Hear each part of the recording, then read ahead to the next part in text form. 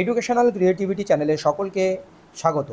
শেষ পর্যন্ত surplus transfer সংক্রান্ত যে বায়োলজিক্যাল এজ অনুযায়ী জুনিয়র হিসাব হবে, সেখানে মামলা দায়ের হলো কলকাতা হাইকোর্টে সেই বিষয়টি নিয়ে। তো চলুন আমরা পুরোপুরি দেখে নেব মামলার শুনানি কবে, এবং মামলা আজ মেনশন করতে যাওয়া হয়েছিল, সেই মেনশন পর্বে বলা হচ্ছে যে আগামীকাল মামলা মেনশন করতে আসতে বলা হবে। কিন্তু স্ট্রাকচারে কী কী রয়েছে, মামলার মেরিট কী কী রয়েছে, সারসংক্ষেপ কী কী রয়েছে, পুরো বিষয়টি আমরা এখানে এক পলক দেখে নেই। তো দেখুন, honourable high court at Kolkata, the same will be moved before the his lordship the honourable justice Bibhas পট্টনায়কের বেঞ্চে 3/8/2026 আগস্টের 3 তারিখ এই মামলার শুনানি হবে। কারণ জাস্টিস বিভাস পট্টনায়কের বেঞ্চে প্রাইমারি সংক্রান্ত মামলা যাচ্ছে। কিন্তু এই ব্যাপারে একটি বলে রাখি, এখানে senior advocate Bikash Ranjan Bhattacharya sir লড়তে পারেন মামলার ক্ষেত্রে, মোটামুটি একটা খবর রয়েছে। তো আপনারা যারা আছেন অবশ্যই সহযোগিতার হাত বাড়িয়ে দেবেন যারা এই মামলায় রয়েছেন। ফাইলিং নম্বর, রেজিস্ট্রেশন নম্বর এখানে রয়েছে, এবং মামলা ফাইল হয়েছে 30/7/2026 মামলা, মানে আজই মামলা ফাইল হয়েছে। আজই মেনশন করার পর্ব একটি এসেছিল, সেই মেনশন পর্বের লাইভও আপনাদের টুকরো আমার কাছে রয়েছে, তো সেটাও আপনাদের এই ভিডিও শেষে দেখিয়ে দেবো। তো পিটিশনার দেখতে পাচ্ছেন বনি Chakraborty and ORS and advocate Shantanu মাঝি। নিচের দিকে আসলে আমরা দেখতে পাবো যে সারসংক্ষেপ কী রয়েছে। Your petitioner have been constrained to invoke the extraordinary jurisdiction of the Honorable Court in order to ventilate their grievance and to mitigate their suffering at the hands of respondent. The impugn action on the part of the respondent authority, more especially the Commissioner of School Education, West Bengal, in issuing the impugn memo number, একটা impugn memo number অনুযায়ী একটা notice জারি করেছেন 10/7/2026, along with the subsequent undated unsigned standard operating procedure, যেটাই কোনো সই নেই, কোনো ডেট নেই, সেরকম একটি এসওপি প্রকাশিত করেছে for transfer of teacher and non teaching staff for zero enrolment স্কুলের ক্ষেত্রে non teaching staff, and rationalise of surplus teacher, এবং সারপ্লাস টিচারদের রেশনালাইজের জন্য, and consequently step taken thereafter by the respondent authorities in terms of the said impugn memo number, এবং memo number রয়েছে, and left the petitioner with no other alternative but to take out the present writ application under Article 227 Constitution of India. Your petitioner are directly seriously affected by aforesaid impugn order 10/7/2026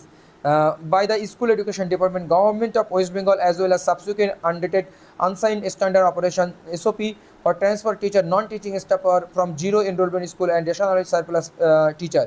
In order to avoid multiplicity of proceeding, the petitioner are moving their writ petition jointly, এবং তারা petitioner moving করেছে এবং petition করেছে।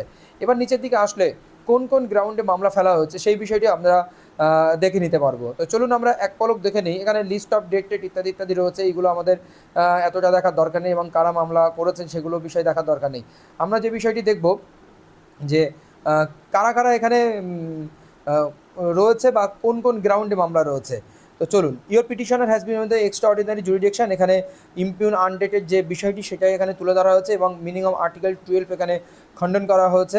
SOP zero enrolment SOP under by the SOP authorities. Your petitioner directly and seriously affected by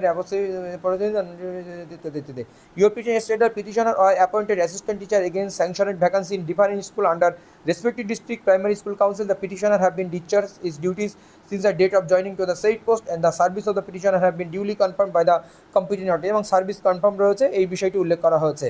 your petitioner commissioner of school education ইত্যাদি ইত্যাদি memo number 10/7/2026 একটি notification জারি করেছে।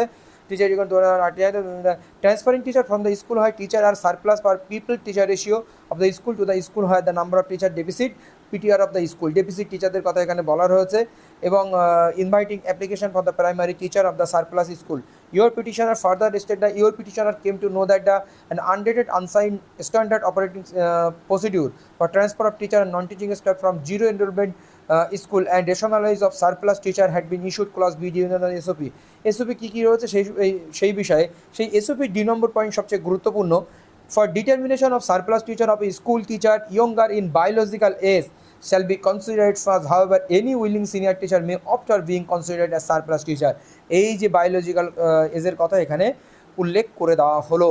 It is further stated your petitioner left in utter shock that the standard for determining surplus teacher of a school has been changed to aforementioned SOP, and teacher younger is biological as shall be considered first, notwithstanding the fact that such teacher may be senior in terms of the joining. Such procedure for determining surplus teacher is utterly back to law in the biological age, cannot be the determining factor of considered teacher surplus.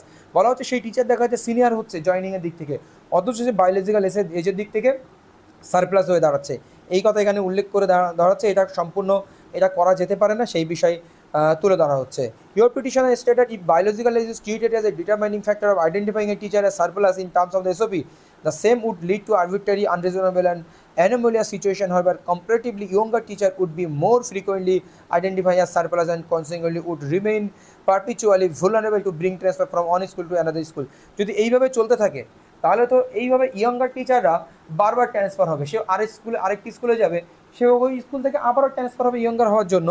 Your petition restrict transfer of the assistant teacher and head teacher in primary school under the school time এবং কী কী rules রয়েছে 2002 সালে, সেই rules অনুযায়ী একটু কিছু তথ্য এখানে তুলে ধরা হয়েছে। 2 সালের রুলস, 1973 সালে প্রাইমারি এডুকেশন সেকশন 160 অনুযায়ী কী কী রুলস আছে, আর পাওয়ার 162 কনস্টিটিউশন ইন্ডিয়া কী কী রয়েছে, সেই সমস্ত বিষয়গুলো এখানে তুলে ধরা হয়েছে। আপনাদের মূলত এটা বোঝালাম যে বায়োলজিক্যাল এজ অনুযায়ী মামলাটি হয়েছে, সেই মামলার বিষয়টি আপনাদেরকে তুলে ধরার চেষ্টা করলাম যে কীভাবে আবেদন করা হচ্ছে। টার্মস অফ দ্য জয়নিং সাস a criterion in ex facie arbitrary unreasonable ইত্যাদি। Biological age being wholly irrelevant and seniority or service rights can not be adapted in the determine factor of the declining a teacher a circulars. এখানে সিনিয়রিটিকে মান্যতা দেওয়া হচ্ছে না, senior teacher অথচ biological age অনুযায়ী তাকে ট্রান্সফার হতে হচ্ছে। এরকম ধরনের অনেক স্কুল রয়েছে, অনেক সমস্যায় তৈরি হচ্ছে অনেক ধরনের, এই বিষয়ে এখানে তুলে ধরা হচ্ছে। 3রা আগস্ট এই মামলার শুনানি আপনারা দেখেছেন যে হতে পারে 3রা আগস্ট এই মামলার শুনানি আবারও আগামীকাল মেনশন হবে। আগামীকাল মেনশন হলেও কিন্তু এই মামলার শুনানি সোমবারেই এক প্রকার নিশ্চিত হতে চলেছে। এবার এসওপিতে কী কী রয়েছে তার ব্যাকগ্রাউন্ডে এখানে কিছু কিছু বিস্তারিত আলোচনা করা হচ্ছে। ধন্যবাদ।